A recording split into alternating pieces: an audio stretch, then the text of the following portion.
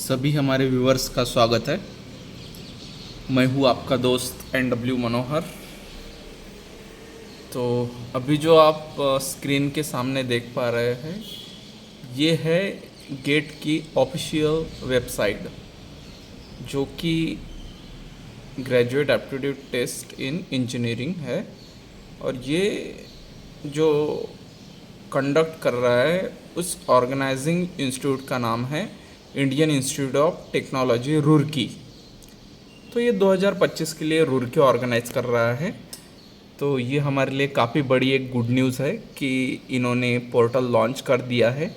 Official announcement है ये IIT Roorkee की, कि अभी आप कंसिडर करें कि 2025 के लिए काम शुरू हो गया है। और अभी इसके अंदर जो, अगर हम डाउनलोड सेक्शन के अंदर जाएंगे, तो इसके अंदर जो ब्राउचर वाला है, इंफॉर्मेशन ब्राउचर, ये अभी ऑन द वे है। अगर आप देख पा रहे हैं तो थोड़ा जूम कर देता हूँ। तो information brochure to be release mode में है और ये जल्दी रिलीज़ हो जाएगा। और साथ ही साथ अभी इसके अंदर सिलेबस दिया गया है, GATE 2025 test paper and syllabus. तो हम हमारे इलेक्ट्रिकल इंजीनियरिंग के और बढ़ेंगे, EE जो कि हमारी ब्रांच है, और EE के अंदर ही हम इसको देने वाले हैं। तो मैं आपको दोस्तों बता दूं कि इसके अंदर कोई चेंज मैंने देखा नहीं है। तो मैं अगर आपको दिखाऊं तो आप देख सकते हैं कि सेम सिलेबस है। सेक्शन 1 इंजीनियरिंग मैथमेटिक्स के अंदर लीनियर अलजेब्रा है, और इसके अंदर कैलकुलस है। इसके बाद में इसके अंदर डिफरेंशियल इक्वेशन है। उसके बाद में कॉम्प्लेक्स वेरिएबल है। उसके बाद में प्रोबेबिलिटी एंड स्टैटिस्टिक है। ये यानी कॉमन 5 चैप्टर रही है, linear algebra, calculus, differential equation, complex variable, probability and statistics. So मेरे प्यारे व्यूवर्स, अभी हम बढ़ते हैं हमारे सेकंड यूनिट की ओर, सेकंड सब्जेक्ट की ओर, जिसका नाम है इलेक्ट्रिक सर्किट, या फिर हम बोल सकते हैं network theory. So network theory के अंदर जो अभी हम देख पा रहे हैं वो भी कॉमन है, जो कि ideal voltage and current source, dependent sources, resistance, inductance, capacitance. उसके बाद में नेटवर्क सॉल्यूशन मेथड, फेमस हमारा KVL KCL theorem, KVL KCL theorem. उसके बाद में node and mesh analysis, network theorem के अंदर Thevenin's, Norton's, superposition and maximum power transfer theorem, transient response of DC and AC network, sinusoidal steady status analysis, response, 2 port network, balance 3 phase circuit, star delta transformation, जो कि काफ़ी interesting topic है। Star delta transformation, यहाँ पे formula लगा के हम answer लेते हैं। काफ़ी इंटरेस्टिंग न्यूमेरिकल्स है वो। खासकर मुझे काफ़ी ज़्यादा पसंद आता है इसका कन्वर्शन करना, delta to star, star to delta. वहाँ पे फार्मूला लगता है और उसका कैलकुलेशन करके हम उसको कन्वर्ट करते हैं। So complex power and power factor in AC circuit, ये हो गया हमारा ओवरऑल इलेक्ट्रिक सर्किट का सिलेबस। अब आगे बढ़ेंगे, जो कि हमारा 3rd नंबर का सब्जेक्ट है। 3rd नंबर का सब्जेक्ट है हमारा इलेक्ट्रोमैग्नेटिक फील्ड थ्योरी, मीन्स हम इसको EMFT बोल सकते हैं। EMFT के अंदर जो दिया है वो है Coulomb's law, electric field intensity, electric flux density, Gauss law. Gauss law भी एक काफ़ी इम्पोर्टेंट चैप्टर है। गॉस लॉ को हमें स्किप नहीं करना है, इसको कंप्लीट करना है, बिकॉज गॉस लॉ एक इम्पॉर्टेंट टॉपिक है जो कि हम किसी भी हालत में छोड़ नहीं सकते। Divergence, electric field and potential due two point, ये तो सभी डिग्री में हो चुका है, ये हम सभी को पता है। ये तो हमने 3rd ईयर में, 2nd ईयर में पढ़ लिया था। प्रोबेबिलिटी 2nd ईयर में ही पढ़ लिया था। उसके बाद में line plane and spherical charge distribution, effect of electric medium, capacitance of simple configuration, Biot Savart laws, ampere laws, Faraday's laws, Lorentz force, inductance, magnetomotive force, reluctance, magnetic circuit, self and mutual inductance of simple configuration, signal and system. ये हमारा 4th number का topic है जो कि है signal and system. अब इसके अंदर अगर हम देखेंगे तो particular representation of continue and discrete time signal, shifting and scaling properties, shifting and scaling properties, linear time invariant and causal system, Fourier series representation of continuous and discrete time periodic signal, sampling theorem, application of Fourier transform for continuous and discrete time signal, Laplace transform and Z transform, RMS value, average value calculation for any general periodic waveform। इसके बाद में जो हम section 5 की ओर बढ़ने वाले हैं वो काफ़ी ज़्यादा मुझे पसंद आने वाला सब्जेक्ट है। इन द सेंस मैं बोल पाऊँगा कि ये मेरा फेवरेट सब्जेक्ट है। ठीक है, हालांकि सभी सब्जेक्ट इक्वल है, ये मेरा पहले से ही मानना है और मैं इस थिंकिंग पे मैं कांस्टेंट रहूँगा। बट इलेक्ट्रिकल मशीन से मेरी कुछ अलग दोस्ती है। सो दोस्ती पे से पोर्टल का नाम याद आता है, एक एग्ज़ाम दोस्त। काफ़ी अच्छा पोर्टल है, काफ़ी अच्छा पढ़ाते हैं हमारे अंकित सर। तो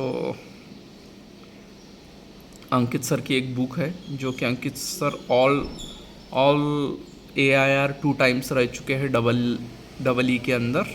तो मैं रिकमेंड करूँगा कि आप अंकित सर की ये बुक परचेस कर सकते हैं और उसमें से जो प्रीवियस ईयर क्वेश्चन है वो सॉल्व कर सकते हैं और इसके अंदर पूरा दिया है सॉल्यूशन।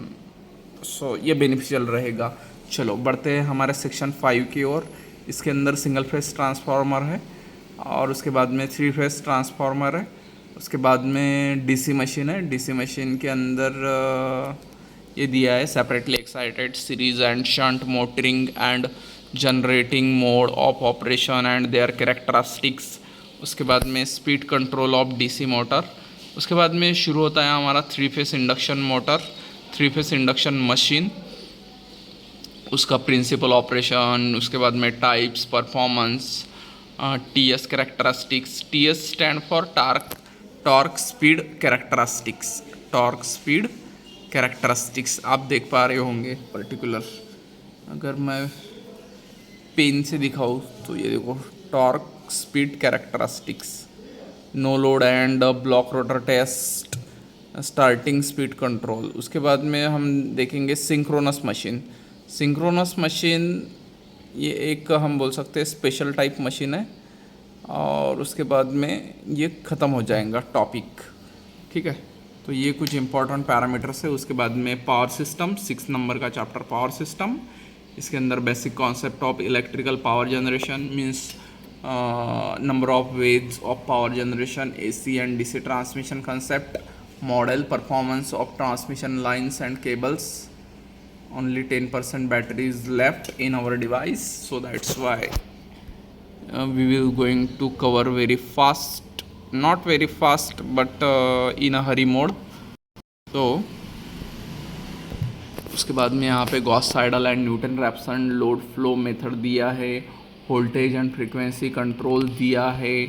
इसके बाद में कंट्रोल पावर फैक्टर करेक्शन वाला दिया है टॉपिक, जो कि हम जब भी हमारा जब भी ट्रांसमिशन लैग करता है, हमारा पावर फैक्टर यूनिटी नहीं आता है, तभी जाके हम करेक्शन वाला मेथड इस्तेमाल करते हैं।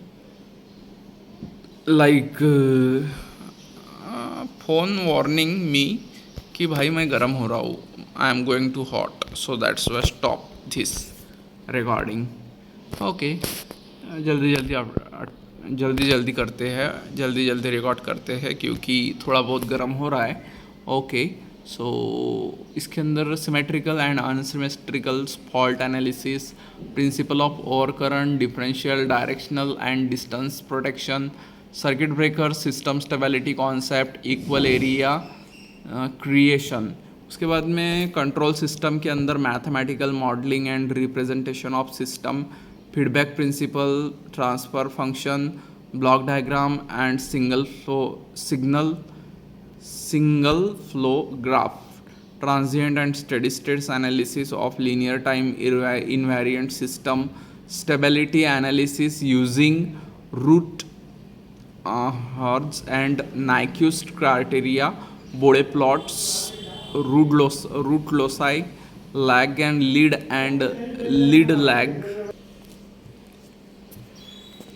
So ये है हमारा power system, system stability concept, equal area creation, not a creation sir, हाँ इक्वल एरिया वॉट एवर।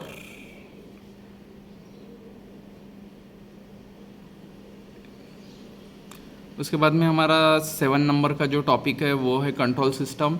इसके अंदर जल्दी जल्दी शॉर्टकट में देख लेते हैं। Modelling, mathematical modelling and representation of system और लीड लैग कंपेंसेटर। उसके बाद में PID controller, state space model, solution of state equation of LTI system, LTI linear time invariant system.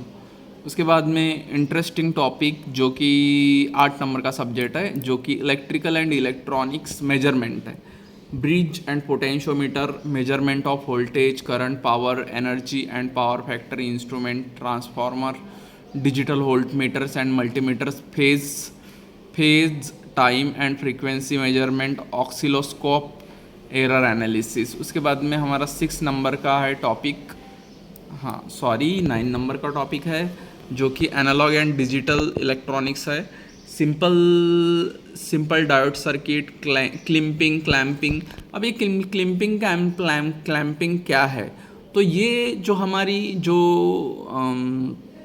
जो हमारा पावर का सिग्नल रहता है, जो वेव फॉर्म रहता है, उसके अंदर हम पर्टिकुलर जो डीसी के जो कंपोनेंट रहता है, कंपोनेंट बोलने के सिवाय क्वांटिटी, मैग्नीट्यूड, उसको हम थोड़ा बहुत प्यूरिफाई करते हैं। उसका जो वेव फॉर्म है वो करेक्ट वे से हमारे रिक्वायरमेंट के हिसाब से हम उसके अंदर चेंज करते हैं। उसको हम क्लिपिंग एंड क्लैंपिंग सर्किट बोलते हैं, जो कि एक हम बोल सकते हैं हमारा पावर इम्प्रूवमेंट के लिए या फिर पावर करेक्शन के लिए हम इस्तेमाल करते हैं। Rectifier, amplifiers, biasing, forward bias, reverse bias, equivalent circuit and frequency response, oscillator. Oscillator क्या है? जनरली ये फ्रीक्वेंसी जनरेटर है। Feedback amplifier, operational op amps, operational amplifier, characteristics and application, single stage active filter. Filter किसके लिए है? को हमको output में काफ़ी ज़्यादा प्योर हमको ये चाहिए, सिग्नल चाहिए या फिर आउटपुट चाहिए, इसीलिए हम वहाँ पे फिल्टर का इस्तेमाल करते हैं। सैलन की पता नहीं क्या है, वो देख लेंगे हम। उसके बाद में VCO, timers, combinational and sequential logic circuit, multiplexer, demultiplexer, Smith triggers, sample and hold circuit, AD and DA converters. उसके बाद में पावर इलेक्ट्रॉनिक्स के अंदर VI characteristics and firing getting circuit for thyristor in the sense ये SCR family है। Thyristor जब हम इसका गेट करंट को ये करते हैं, सप्लाई देते हैं, तभी जाके ये वर्क करता है। मीन्स हम इसको जो ऑपरेट करते हैं वो इसके गेट करंट से करते हैं, ठीक है।